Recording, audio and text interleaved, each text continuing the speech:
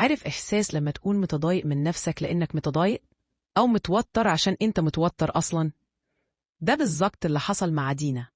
في بنك مشهور في القاهرة كانت دينا قاعدة مع زميلتها أميرة في وقت البريك. المفروض ده أكتر وقت ترتاح فيه من الشغل، بس دينا كانت متوترة جداً وكان واضح عليها القلق. أميرة أخدت بالها فقالت لها بهدوء: مالك يا دينا؟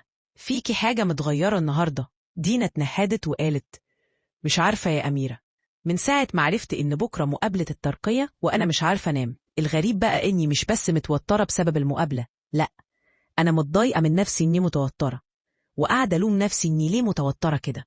الموضوع بقى غريب قوي.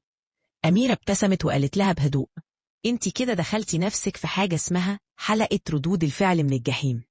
دينا استغربت وسألتها بسرعة: حلقة إيه؟ يعني إيه؟ أميرة كملت بحماس بسيط: كنت بقرأ في كتاب فن اللامبالاة لمارك مانسون، وبيقولك لما تفضل تركز على مشاعرك السلبية بشكل زايد بتخلق حلقة مفرغة بتسحب طاقتك النفسية وبتزود المشاعر السلبية دي أكتر وأكتر. دينا بصت لها باستغراب وقالت: طب الواحد يعمل إيه؟ أميرة قالت بابتسامة هادية: الكتاب بيقول إن الحل هو إنك تتقبلي مشاعرك السلبية، ما تقاوميهاش ولا تزعلي من نفسك بسببها.